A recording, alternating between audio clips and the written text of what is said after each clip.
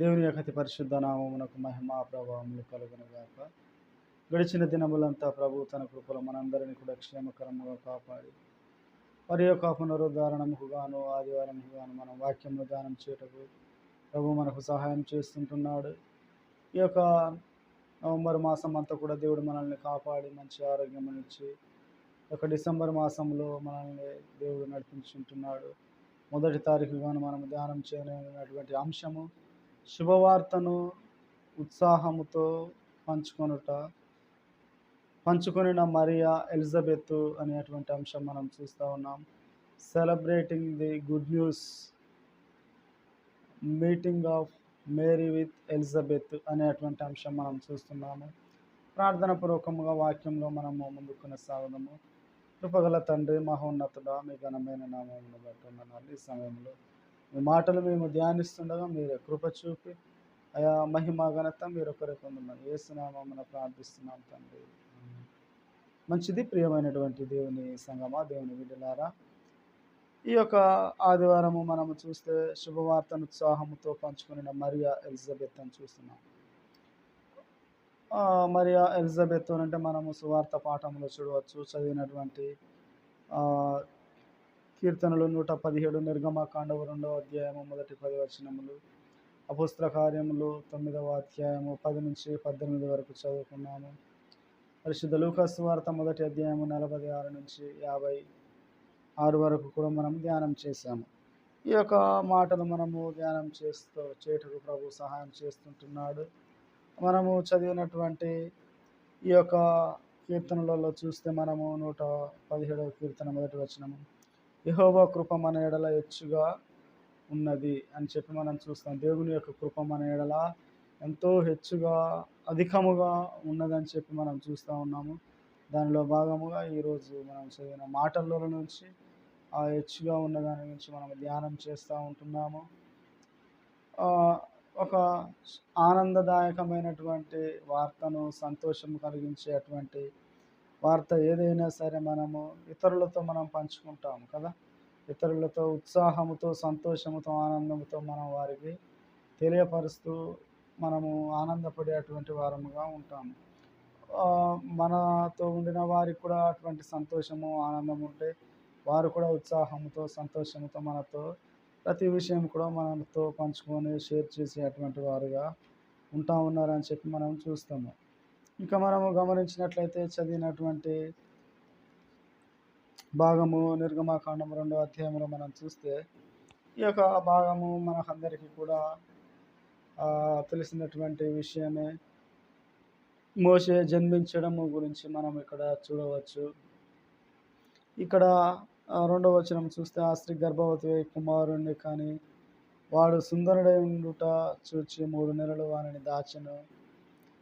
తరువాత ఆమె వానిని దాచలేక వాని కొరకు ఒక జమ్ము పెట్టెను తీసుకొని దానికి జిగట మన్నును కీలును పూసి అందులో ఆ పిల్లవానిని పెట్టి ఏటి ఒడ్డున జమ్ములో దానిని ఉంచగా. ఇక్కడ మనము చూస్తే ప్రియమైనటువంటి దేవుని బిడ్డలారా, ఈ యొక్క స్త్రీ గర్భవతి అయి సంతోషముతో, ఆనందముతో ఉన్నది.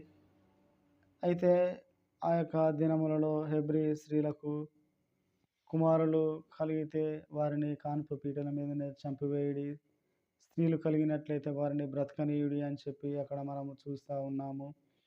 అటువంటి దినములలో మోషే జన్మించాడు.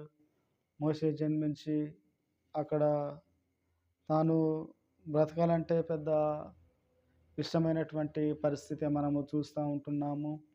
అటువంటి దినములలో ఆ యొక్క స్త్రీ గర్భము ధరించి కుమారుని మోషేకు జన్మనిచ్చి ఆమె 3 నెలలు వానిని దాచినటువంటి విధానం మనం చూస్తాం.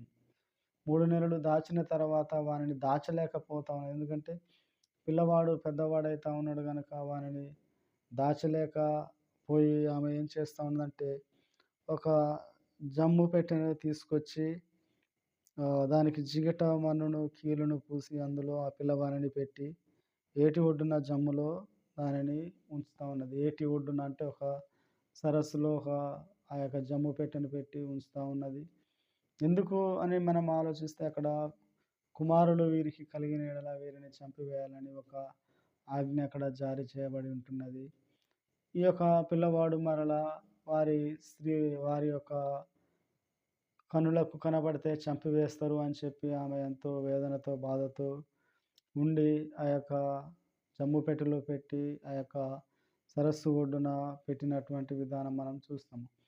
అటువంటి సమయంలో ఆ యొక్క తల్లి ఎంతగానో వేదనతో, బాధతో, దుఃఖంతో ఉండి ఉన్నదని కూడా మనం అర్థం చేసుకోవచ్చు. ఎందుకంటే మనకు కలిగినటువంటి పిల్లలకు మనము ఒక గంట లేదా 2 గంటలు ఒక ఆహ్, దినమంతటకు ఉదయం నుంచి సాయంత్రం వరకు కొంచెం దూరం ఉంటేనే మనం ఎంతో బాధపడుతూ ఉంటాము.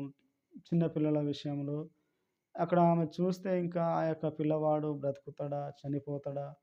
ఏమైతాడా? అనేది కూడా ఆమెకు తెలియనటువంటి పరిస్థితి. ఎందుకంటే ఇంటిలో ఉంటే ఎవరైనా చూస్తే ఐగుప్తులో అతన్ని చంపివేస్తారని, లేదంటే ఈ నా కళ్ళ ముందు ఇటువంటి ఘాతుకము జరిగేదానికంటే మరి జమ్ము పెట్టెలో పెట్టి అక్కడ పెడితే మరి ఏమి జరుగుతుందో ఇక అని చెప్పి ఒక ఆలోచన కలిగి, ఈ విధంగానైనా మరి ఒకవేళ ఆ సరస్సులో కొట్టుకు వెళ్ళి ఎవరైనా తీసి బ్రతికిస్తారని ఒక ఆలోచన కలిగి ఉండవచ్చు. అలా ఆమె ఒక ఆలోచన కలిగి ఏటి ఒడ్డున సరస్సులో పెట్టి ఆ జమ్ము పెట్టెలో ఉంచినప్పుడు వాని యొక్క అక్క అంటే మోషే యొక్క అక్క మిరియాము కూడా అతనికి ఏమి సంభవించునో చూచుట కొరకు ఆమె అక్కడ ఉన్నది. అయితే ఆ సమయంలో ఫరో కుమార్తె స్నానం చేయుటకు ఆ యొక్క సరస్సులోనికి వచ్చినప్పుడు ఆ యొక్క పెట్టెను కనుగొని ఆమె పనికత్తెలలో ఒకతిని పంపించి ఆ యొక్క జమ్ము పెట్టె తీసుకొని వచ్చినటువంటి విధానం మనము చూస్తాము. అయితే అక్కడ ఆమె తీసుకొచ్చినప్పుడు తెరిచి ఆ పిల్లవానిని చూసినప్పుడు ఆ పిల్లవాడు ఏడ్చుచుండుట చూచి వాని యందు కనికరించి వీడు హెబ్రీయుల పిల్లలలో ఒకడు అని చెప్పి అనుకుంటా ఉన్నది. అప్పుడు వాని యొక్క అక్క అంటే ఆమెకు అర్థమైపోయి ఉన్నది. ఈ విధముగా ఈ యొక్క కుమారుణ్ణి ఇలా విడిచిపెట్టారు అంటే హెబ్రీయులు మాత్రమే. ఎందుకంటే వారికి ఒక ఆజ్ఞ జారీ చేయబడి ఉన్నది. హెబ్రీయులకు ఒక పురుషుడు పుడితే చంపివేయాలని ఆజ్ఞ జారీ చేయబడి ఉన్నది గనక వీడు తప్పనిసరిగా హెబ్రీయుల కుమారుడే కావున అని చెప్పి ఆమె ఒక ఆలోచించి కనికరపడి ఉండిన సమయంలో అక్కడ వారి యొక్క అక్క వచ్చినటువంటి విధానం మనం చూస్తాము. అప్పుడు 7వ వచనం అప్పుడు వాని అక్క ఫరో కుమార్తెతో నీ కొరకు ఈ పిల్లవాడిని పెంచుటకు నేను వెళ్ళి హెబ్రీ స్త్రీలలో ఒక దాదిని పిలుచుకొని వస్తున్నా అని చెప్పి అనినటువంటి విధానం మనం చూస్తాం. అంటే ఈ యొక్క యుక్తి ప్రదర్శించిందని చెప్పి మిరియాము మనం ఆలోచించవచ్చు. ఆ యొక్క ఫరో కుమార్తె ఆమె యొక్క కుమారుని చూసినెంబటే బా జంబు పెట్టెను తీసుకురమ్మని చెప్పినప్పుడు ఈమె వెంటనే వెళ్ళి తెరిచి చూసినెంబటే ఆమెకు వేరే ఒక ఆలోచన అనేది రాకుండా ఈమె ఎంబటే ఒక సలహా ఇస్తూ ఉన్నది. ఏంటంటే నీ కొరకంటే నీ కొరకు ఈ పిల్లవాడిని పెంచుటకు నేను వెళ్ళి హెబ్రీ స్త్రీలలో ఒక దాదిని పిలుచుకొని వస్తున్నా అనెను. అందుకు ఫరో కుమార్తె వెళ్ళుమని చెప్పగా ఆ చిన్నది వెళ్ళి ఆ యొక్క బిడ్డ తల్లిని పిలుచుకొని వచ్చెను. ఇక్కడ మనము చూస్తే ఒక శుభవార్త తెలియపరుస్తున్నది. ఏంటంటే మిరియాము ఆ యొక్క సహోదరుడు మోషే ఉన్నాడు కనుక ఆ యొక్క మోషే తల్లినే పిలుచుకొని వస్తున్నది. ఏంటంటే వెళ్ళి నీ యొక్క కుమారుడు బ్రతికే ఉన్నాడు, అతనిని నీవు పాలిచ్చి పెంచుటకు నిన్ను నేను పిలుచుకొని వెళ్ళటకు వచ్చి ఉంటున్నానని చెప్పి ఆమె వెళ్ళి అతని యొక్క తల్లినే తీసుకొని వచ్చినటువంటి విధానం మనం చూస్తాము. ఇది సంతోషకరమైనటువంటి ఒక వార్తగా మనము భావించేటువంటి వారముగా ఉండాలి. ఎందుకంటే అతడు ఒక మరణానికి సమీపంలో ఉండిన అటువంటి ఆ యొక్క కుమారుడికి మరలా ఏంటంటే దుఃఖములో ఉండినట్టు మరణానికి దగ్గరగా ఉన్నాడు. మరణ పంచుల్లో ఉండినటువంటి ఆ యొక్క కుమారుడి గురించి ఆమె ఎంతగానో చింతిస్తూ బాధపడుతూ ఆమె ఉండినటువంటి సమయంలో ఎటువంటి సంతోషకరమైన విషయం అంటే ఈమె తన సొంత కుమారుడికి పాలిచ్చి పెంచడానికి కూడా జీతము దొరికేటువంటి విషయము ఆ జీతం విషయం మనము పక్కన పెట్టినప్పటికీ కూడా అధికారపూర్వకంగా ఈ యొక్క కుమారుడు ఈమె దగ్గరే పెరగడానికి దేవుడు అక్కడ సహాయం చేశాడు. అందుకనే యెహోవా యొక్క కృప మన ఎడల హెచ్చుగానున్నదని చెప్పి మనము కీర్తన భాగంలో మనం చదువుకొని ఉంటున్నాము. ఈ యొక్క మిర్యాము వెళ్ళి ఆ యొక్క కుమారుడి తల్లికి సంతోషమైనటువంటి ఒక శుభవార్తను ఉత్సాహముతో చెప్పి తీసుకొని వచ్చినటువంటి విధానం మనం చూస్తాం. ఒక సంతోషకరమైనటువంటి ఒక శుభవార్త ఉత్సాహముతో ఆనందముతో ఈ యొక్క మిర్యాము వెళ్ళి ఆ యొక్క మోషే యొక్క తల్లిని తీసుకొని వచ్చి అతనిని పెంచడం కొరకు అక్కడ మనము ఆ యొక్క ఫరో కుమార్తె చెప్తున్నది ఏమనంటే, ఫరో కుమార్తె ఆమెతో, ఈ బిడ్డను తీసుకొని పోయి నా కొరకు పాలిచ్చి పెంచము, నేను నీకు జీతం ఇచ్చేదనని చెప్పగా ఆ స్త్రీ ఆ బిడ్డను తీసుకొని పోయి పాలిచ్చి పెంచెను. ఆ బిడ్డ పెద్దవాడై ఫరో కుమార్తె పెద్దకు తీసుకొని వచ్చాను గనుక అప్పుడు అతడు ఆమెకు కుమారుడాయను. ఆమె నీటిలో నుండి తనని తీస్తే గనుక అతనికి మోషే అని పేరు పెట్టినని మనం చూస్తా ఉన్నాం. ఈ యొక్క భాగంలో చూస్తే తల్లికి కుమారుడికి ఎడబాటు కలిగి వారు మరలా కలుస్తారో కలవరో ఏమైతుందో తెలియనటువంటి సందర్భం, ఒక దుఃఖములో ఉండినప్పుడు ఈ యొక్క మిర్యాము ఏం చేస్తానంటే, ఒక సంతోషకరమైన శుభవార్తను తీసుకుపోయి నీ కుమారుడు బ్రతికి ఉన్నాడు, అతన్ని నువ్వు పెంచడం కొరకు నువ్వు రా అని చెప్పి ఒక మిర్యాము ఆనందముతో సంతోషంతో ఈ యొక్క విషయమును ఆ యొక్క మోషే యొక్క తల్లితో పంచుకోవటం మనము చూస్తూ ఉన్నాము ఈ యొక్క భాగంలో. ఇంకా మనము చదివినటువంటి పత్రికా భాగంలో కూడా మనం చూస్తే దానికి ముందుగా ఈ యొక్క మోషే రక్షించబడి ఆ యొక్క సంతోషకరమైనటువంటి వార్తను ఆమె విని పెద్దవాణ్ణి చేసినది. ఆ పెద్దవాణ్ణి చేసిన తర్వాత దేవుని యొక్క ప్రణాళిక అంటే యెహోవా యొక్క కృప మన ఎడల హెచ్చుగా ఉన్నదని మనం ముందుగానే చదువుకొని ఉన్నాము కనుక, దేవుని యొక్క కృప మోషే పట్ల ఉన్నది కనుకనే అతనిని కాపాడి రక్షించి ఉన్నటువంటి విధానం మనం చూస్తూ ఉన్నాం. దేవుడు అతనిని వాడుకొని ఏం చేస్తానంటే, ఒక బానిసత్వములో ఉండినటువంటి వారిని విడిపించడం కొరకు, దరిద్రతలో ఉండినటువంటి వారిని విడిపించడం కొరకు దేవుడు మోషేను వాడుకున్నటువంటి విధానం మనము చూస్తాము. ఇంకా మనము చదివినటువంటి పత్రికా భాగంలో కూడా మనము చూస్తే ప్రియులారా, ఈ యొక్క పత్రికా భాగంలో కూడా పౌలు గారు సౌలు గురించి మనం ఇక్కడ ధ్యానం చేయవచ్చు. 9వ అధ్యాయము 10 నుంచి 18 వరకు ఉన్న వచనాలు మనం చూస్తే, ఇక్కడ మొదటి నుంచి 9 వరకు ఉండినటువంటి వచనాలలో మనం చూస్తే, సౌలు క్రైస్తవులను హింసిస్తూ చెరసాలలో వేస్తూ వారిని బంధిస్తూ కొంతమందిని చంపినటువంటి విధానం కూడా మనం చూస్తాము.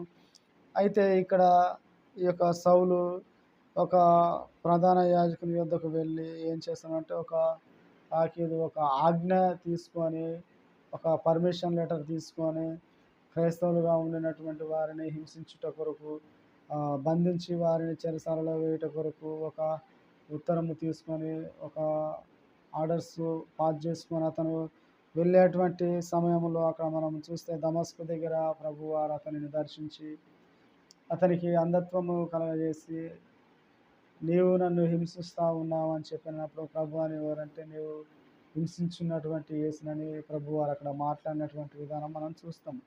అయితే ఇంకా మనము కిందికి వచ్చినట్లయితే 10వ వచనం మనము 10 నుంచి 18 వరకు చూస్తే, అక్కడ ఈ యొక్క అపోస్తల కార్యములు పరిశుద్ధ లూకా గారు రాసినటువంటి భాగం మనం చూస్తే, దమస్కులో అననీయ అను ఒక శిష్యుడు ఉండెను. ప్రభు దర్శనమందు అననీయ అని అతనిని పిలువగా అతడు, ప్రభువా ఇదిగో నేనున్నానని అనను. అందుకు ప్రభువు, నీవు లేచి తిన్ననబడిన వీధికి వెళ్ళి యూదా అనువాని ఇంట తార్సువాడైన సౌలు అనువాని కొరకు విచారించుము. ఇదిగో అతడు ప్రార్థన చేయుచున్నాడు. అతడు అననీయ అను ఒక మనుషుడు లోపలికి వచ్చి తాను దృష్టి పొందినట్లు తల మీద చేతులుంచుట చూచి ఉన్నాడని చెప్పనంటే, దేవుడు ఇతనికి దర్శనం ఇచ్చి ఉంటున్నాడు. నీవు వెళ్ళి పలానా వారి ఇంట్లో ఉండడం అని చెప్పినప్పుడు సౌలు వెళ్ళి అక్కడ ఉంటున్నాడు. ఆ యొక్క సౌలుకు దృష్టి కలిగించడం కొరకు దేవుడు అననీయాను దర్శించి ఉంటున్నాడు. చెప్పినప్పుడు దేవుడు ఆ మాట చెప్పినప్పుడు అననీయ ఏమని నీవు వెళ్ళు పలానా వారి ఇంట్లో ఉన్నాడు యూదా ఇంట్లో తిన్ననబడిన వీధిలో అని చెప్పి అననీయాతో ప్రభువారు మాట్లాడినప్పుడు అననీయ ఏమంటున్నాడంటే, అందుకు అననీయ, ప్రభువా, ఈ మనుషుడు యెరూషలేములో పరిశుద్ధులకు ఎంతో కీడు చేసి ఉన్నాడని అతనిని గూర్చి అనేకుల వలన వింటిని. ఇక్కడను నీ నామమును బట్టి ప్రార్థన చేయు వారందరినీ బంధించుటకు అతడు ప్రధాన యాజకుల వలన అధికారము పొంది ఉన్నాడని ఉత్తరం ఇచ్చింది. అయితే అతను అనేకులను హింసిస్తున్నాడు, బంధిస్తూ ఉన్నాడు, ఇబ్బంది పెడతా ఉన్నాడు. ఇక్కడ కూడా అలాగే చేయట కొరకు అధికారం పొంది ఉన్నాడు, వస్తూ ఉన్నాడు అని ప్రభువా అని దేవునితో మాట్లాడినప్పుడు, అందుకు ప్రభువు, నీవు వెళ్ళుము, అన్యజనుల ఎదుట, రాజుల ఎదుటను, ఇశ్రాయేలుల ఎదుటను నా నామం భరించుటకు ఇతడు నేను ఏర్పరచుకున్న సాధనమై ఉన్నాడని చెప్పాను. ఇతడు నా నామము వరకు ఎన్ని శ్రమలు అనుభవింపవలనో నేను ఇతనికి చూపుదునని అతనితో చెప్పాను. అననీయ వెళ్ళి ఇంట అయితే అతని గురించి దేవుడు తెలియపరుస్తూ ఉన్నాడు. దేవుని యొక్క కృప మన ఎడల హెచ్చుగా ఉన్నదని చెప్పి మనం ఇందాకనే మనం మొదట్లో మాట్లాడి ఉంటున్నాము. దేవుని యొక్క కృప మన ఎడల హెచ్చుగా ఉన్నదంటే ఆ యొక్క సౌలు పట్ల కూడా దేవుని యొక్క కృప హెచ్చుగా ఉన్నది కనుక అతనిని కనికరించినటువంటి విధానం మనము చూస్తూ ఉంటున్నాము ఈ యొక్క భాగంలో. ఈ యొక్క చెప్పిన తర్వాత, నీవు వెళ్ళు, నా నామం వారి కొరకు ఇతను ఎన్నో శ్రమలు, ఇబ్బందులు అనుభవించేవాళ్ళనని దేవుడు ఒక విషయము చెప్పినప్పుడు, మనము కూడా ఎవరైనా అన్యులు మనల్ని క్రైస్తవులుగా ఉండినప్పుడు బాధించి, హింసించి కొన్ని మాటలు అనినప్పుడు మనము బాధపడవచ్చు. కానీ వారు రక్షణలోనికి వస్తూ ఉన్నారని చెప్పినప్పుడు మనము ఎంతో సంతోషపడే అటువంటి వారముగా ఉంటాము. అదే విధముగా ఇతను సౌలు ఇటువంటి వాడుగా ఉండినప్పటికీ కూడా దేవుడు అననీయతో ఆ మాటలు చెప్పినప్పుడు ఎంతో సంతోషించి ఉంటాడని చెప్పి మనం ఒక ఆలోచన చేయవచ్చు. ఎందుకంటే ఆ మాట తెలియపరుస్తానంటే, అననీయ వెళ్ళి ఆ ఇంట ప్రవేశించి అతని మీద చేతులుంచి, సౌలా, సహోదరుడా, నీవు వచ్చిన మార్గంలో, అంటే అక్కడ అంతవరకు అతని మీద ద్వేషం ఉండవచ్చు, లేదా అతను క్రైస్తవులను మమ్మల్ని ఏ విధంగా చేస్తాము అన్న ఒక ఆలోచన ఉండవచ్చు. అయితే దేవుడు ఏమి చెప్పాడంటే, నా కొరకు నేను ఏర్పరచుకున్న సాధనము, ఒక పాత్ర అని ప్రభువారు తెలియపరిచినప్పుడు ఇతను కూడా అంటే అతనికి ఏదో శ్రమలు కలుగుతాయని కాదు, కానీ ప్రభువు పనిలో ఇతను కూడా ఉండబోతా ఉన్నాడని చెప్పి అననీయ కూడా ఎంతో సంతోషం వ్యక్తం చేస్తూ, సహోదరుడా అని చెప్పి అతనిని పిలిచినటువంటి విధానం, సంభాషించిన విధానం మనము చూస్తూ ఉన్నాం. సహోదరుడా, నీవు వచ్చిన మార్గంలో నీకు కనబడిన ప్రభువైన యేసు నీవు దృష్టి పొంది పరిశుద్ధాత్మతో నిండుకున్నట్లు నన్ను పంపి ఉన్నాడని ఆయనతో చెప్తా ఉన్నాడు. నీవు ఎవరి దర్శనం చూసి నీవు కనులు పోయి ఉంటున్నాయో అటువంటి ప్రభువైన యేసు నన్ను పంపి ఉన్నాడని ఈ యొక్క సంతోషమైనటువంటి విషయము ఎవరితో అంటే అననీయ సౌలుతో చెప్తా ఉన్నాడు. నీవు ఏ మార్గంలో వచ్చి ఉంటున్నావో అని ఇక్కడ మాట్లాడుతూ చూద్దాము. యేసు నీవు దృష్టి పొంది పరిశుద్ధాత్మతో నిండుకున్నట్లు నన్ను పంపానని చెప్తా ఉన్నాడు కదా. అంటే ఇక్కడ మనం చూస్తే, సహోదరుడు, నీవు వచ్చిన మార్గంలో నీకు కనబడిన ప్రభువైన యేసు, నువ్వు ఎవరినైతే చూసావో ఆ యొక్క ప్రభువైన యేసు ఎందుకు పంపాడంటే, నీవు దృష్టి పొందాలి. నీకు అంధత్వము కలిగి ఉన్నది కనుక ఆ యొక్క అంధత్వము నువ్వు పొందాలి, పరిశుద్ధాత్మను నువ్వు తో నింపబడాలని నన్ను పంపి ఉన్నాడని ఒక సంతోషకరమైనటువంటి వార్త ఆ యొక్క అననీయ సౌలుతో పంచుకున్నటువంటి విషయం మనం చూస్తాం. ఈ యొక్క శుభవార్త ఉత్సాహంతో లేదా సంతోషంతో అతనికి తెలియపరుస్తూ పంచుకుంటున్నాడు. ఇంకా చూస్తే 18వ వచనము ఉన్నాడని చెప్పాను. అప్పుడే అతని కన్నుల నుండి ఆ పొరల వంటివి రాలగా దృష్టి కలిగి లేచి బాప్తిస్మం పొంది ఆ తర్వాత ఆహారం పుచ్చుకున్నాడు. అంటే మనం చూస్తే, నువ్వు వెళ్ళి అతనికి ప్రార్థన తనని చేతులుంచినప్పుడు అతనికి కలిగిన అంధత్వం పోతుంది అని చెప్పి ఒక విషయం చెప్పినప్పుడు అననీయ వెళ్ళి ఆ విధంగా చేసినప్పుడు తాను దృష్టి పొంది ఉంటున్నాడు, ఆత్మచేత నింపబడినటువంటి వాడిగా సౌలు ఉంటున్నాడు అని చెప్పి మనం చూస్తూ ఉన్నాం. అంటే అతని జీవితంలో ఒక సంతోషకరమైనటువంటి విషయము మనము చూస్తూ ఉన్నాము. అయితే అక్కడ చూస్తే, అప్పుడు అతని కన్నుల నుండి ఆ యొక్క పొరలు రాలగా దృష్టి కలిగెను, లేచి బాప్తిస్మము పొందెను. అతనికి దృష్టి కలిగి ఉంటున్నది. లేచి వెంటనే అతను నాకు దేవుడు మరలా చూపించాడనే ఒక ఆనందంతో, సంతోషంతో ఏం చేస్తానంటే లేచి బాప్తిస్మము పొందిన, ఆ తర్వాత ఆహారం పుచ్చుకొని బలపడినటువంటి విషయం మనం చూస్తూ ఉన్నాం. ఇతను దేవుని యొక్క పని ఎంతో సంతోషంతో, అంటే అతను హృదయంలో సంతోషంగా ఉండి చేసి అనేకమైనటువంటి దేవుని కొరకు శ్రమలు పొంది, బాధలను పొందుతూ కూడా అనేక సంఘాలను కడుతూ ముందుకు నడిచినటువంటి వ్యక్తిగా ఎవరున్నారంటే పౌలు గారు ఉన్నారని చెప్పి మనం చూస్తాము. అంటే ఈ యొక్క పౌలు వారు కూడా దిక్కుమాలిన వారిని, దిక్కుమాలిన స్థితిలో ఉండినటువంటి వారిని, ద్వేషముతో, హింసలతో నిండిన వారిని, బహుదరిద్రములో ఉండినటువంటి వారిని కూడా ఈ యొక్క పౌలు అనేకులను మారుస్తూ రక్షణలోనికి నడిపిస్తూ ఉండినటువంటి వాడిగా ఉన్నాడని చెప్పి కూడా మనము చూస్తూ ఉన్నాం. ఈ యొక్క సంతోషకరమైనటువంటి వార్త అంటే ఎవరైతే వ్యతిరేకముగా ఉన్నారో వారే మారినప్పుడు ఎంతో సంతోషము మనము చూస్తాము. ఆ యొక్క అననీయ కూడా అక్కడ మనము చూస్తాం. ఈ దినములో మనల్ని కూడా హింసించేవారు అనేకులు, ఆ మాటలు అనేవారు కూడా చాలామంది ఉంటారు. కానీ వారు కూడా మారి రక్షణలోనికి వచ్చినప్పుడు మనము ఆ యొక్క సంతోషకరమైనటువంటి వార్త ఇతరులతో పంచుకునేటువంటి వారముగా, లేదంటే వారితోనే మీరు ఒకప్పుడు ఈ విధంగా ఉండారు, ఇప్పుడు ఈ విధంగా ఉన్నారంటే అది ప్రభు కృప అని చెప్పి వారితో మనం సంతోషముగా మాట్లాడి సంభాషించేటువంటి వారముగా ఉంటాం. ఇక్కడ ఈ యొక్క భాగంలో మనం ఇటువంటి విషయాలు మనము చూస్తాము. ఇంకా చదవబడినటువంటి సువార్త పాఠంలో కూడా చూస్తే ప్రియమైనటువంటి దేవుని బిడ్డలారా, శుభవార్తను ఉత్సాహముతో పంచుకొనుట ఎవరెవరంటే మరియా ఎలిజబెత్ గురించి మనము ఇక్కడ చూస్తూ ఉన్నాము. ఈ యొక్క మరియా ఎలిజబెత్ విషయంలో మనము ఆలోచించినట్లయితే ఎలిజబెత్ గర్భము ధరించి ఉంటున్నది. వృద్ధాప్యములో ఆమె గర్భమును ధరించినటువంటి విషయం మనం చూస్తూ ఉన్నాము. ఈ యొక్క వృద్ధాప్యమందు ఆమె గర్భమును ధరించింది. ఈ దినములలో మనం చూస్తే ఎవరైనా వివాహము జరిగిన తర్వాత వారికి ఒక 3 నెలలు, 4 నెలలు, ఒక 2 నెలలు జరిగిన తర్వాత కానించి కూడా కొంతమంది అయితే అడుగుతూ ఉంటారు, ఏమైనా విశేషమా, ఏమైనా సంతోషకరమైనటువంటి వార్త అని చెప్పి అడుగుతూ ఉంటారు అనేకులు. కొంతమంది అయితే ఒక 6 నెలలు, సంవత్సరం, 2 సంవత్సరాలకు అడుగుతూ ఉంటారు, ఏమనంటే ఏమైనా విశేషము, సంతోషకరమైనటువంటి వార్త ఉండినదా అని చెప్పి అడుగుతూ ఉంటారు. అయితే ఇక్కడ ఎలిజబెత్ విషయంలో కూడా మనం చూస్తే ఈమె వివాహం జరిగిన తర్వాత ఈమె ఏ దశలో అంటే వృద్ధాప్యమందు గర్భము ధరించను అని చెప్పి మనము చూస్తాము. ఎప్పుడట వృద్ధాప్యమందు అని చెప్పి మనం చూస్తాము.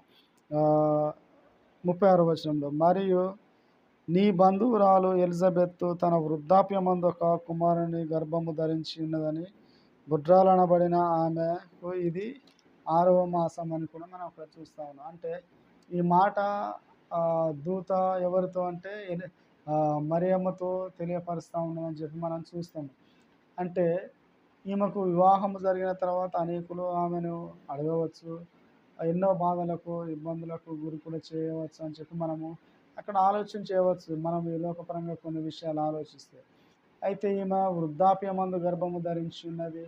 అంతకుముందు ఈ మాట ఎందుకు వృద్ధాప్యమందు అని చెప్పి మనం చూస్తే దేవుని యొక్క దూత మరియమ్మకు దర్శనమిచ్చి, నీవు ఒక కుమారుణ్ణి కందువు, అతనికి యేసు అని పేరు పెట్టదవని అక్కడ దేవుని యొక్క దూత తెలియపరిచినప్పుడు, నేను కన్యకను, ఇది ఎలా సంభవించును అని చెప్పి అడిగినప్పుడు దేవుని యొక్క ఆత్మ నిన్ను కమ్ముకొను, ఒక కుమారుణ్ణి కందువు అని చెప్తూ అక్కడ మాట్లాడిన తర్వాత ఈ యొక్క ఎలిజబెత్ గురించి నీ యొక్క బంధువురాలు కూడా వృద్ధాప్యమందు గర్భము ధరించి ఉన్నదని చెప్పి దేవుని యొక్క దూత అక్కడ తెలియపరుస్తూ ఉన్నది.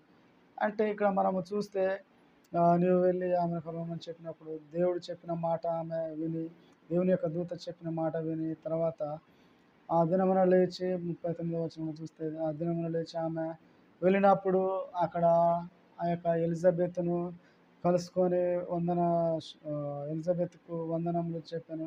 అప్పుడు ఎలిజబెత్ మరి యొక్క వందన వచనము వినగానే ఆమె గర్భములో శిశువు గంతులు వేసెను అని చెప్పి మనం చూస్తూ ఉన్నాము. అంటే అక్కడ ఎలిజబెత్ గర్భములో యోహాను గారు, ఈ యొక్క మరియమ్మ గర్భములో యేసుక్రీస్తు ప్రభువారి గురించి మనము చూస్తూ ఉన్నాము. అయితే ఇక్కడ ఈ యొక్క గర్భములో శిశువులు కూడా అక్కడ మనం చూస్తే వీరిలో ఒక ఆనందము అనేది మనం చూస్తూ ఉన్నాం.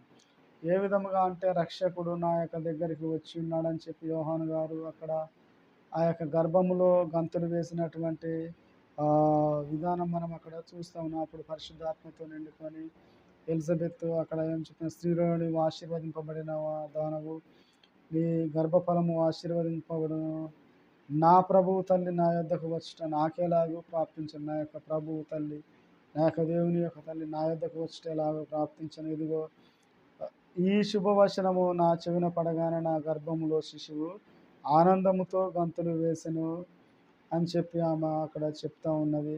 ఇంకా ఏమని చెప్తామంటే, ప్రభు ఆమెకు తెలియజేయించిన మాటలు సిద్ధించునుగాక, నమ్మిన ఆమె ధన్యురాలను. అప్పుడు మరియా ఇట్లనెను, నా ప్రాణము ప్రభువును గణపరుచున్నది, ఆయన తన దాసురాల దీనస్థితిని కటాక్షించి, దీనస్థితి ఒక భేద స్థితిని కటాక్షించి ఉంటున్నాడు.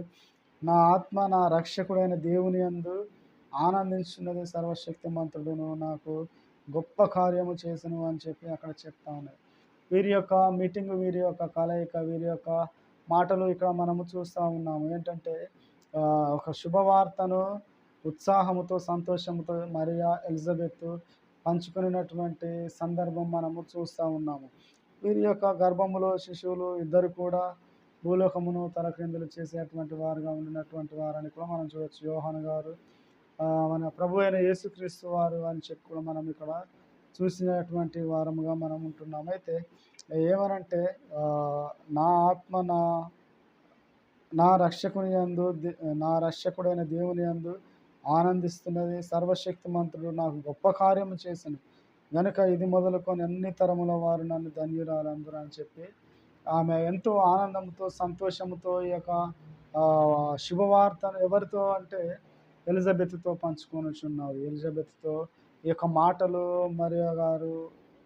మరియమ్మ గారు తెలియపరుస్తూ ఆనందముతో ఉంటా ఉన్నది. ఇంకా ఏమనంటే చూస్తే, ఆయనకు భయపడి వారి మీద ఆయన కనికరము తరతరములుండును, ఆయన బహుతో పరాక్రమము చూపెను, వారి హృదయంలో ఆలోచింపగలించి చేసిన, సింహాసనముల నుండి బలవంతులను పడద్రోసి దీనులను ఎక్కించును, ఆకలిగిన వారికి మంచి పదార్థములను సంతృప్తి పరచునని ధనవంతులను వాటి చేతులతో పంపివేయనని చెప్పి మనం అక్కడ చూస్తూ ఉన్నాం. అంటే ఎవరెవరైతే దారిద్రత కలిగి ఉంటున్నారో, ఎవరెవరైతే బీదవారిగా ఉంటున్నారో వారిని సింహాసనం ఎక్కించి వారికి మంచి పదార్థములను భుజించుటకు ఇచ్చేదనని చెప్పి ఒక సంతోషకరమైనటువంటి ఆ యొక్క మాటలు చెప్తున్న దానికి ముందుగా మనం చూస్తే కూడా ఈ యొక్క మరియా ఎలిజబెత్ సంతోషము, ఒక ఉత్సాహం, ఎంతో ఆనందము. ఆమె వృద్ధాప్యమందు గర్భము ధరించి ఒక కుమారునికి జన్మనిస్తూ ఉన్నది కదా. ఒక కుమారుడికి ఆమె ఎన్ని అవమానాలు, ఎన్ని బాధలు, ఎన్ని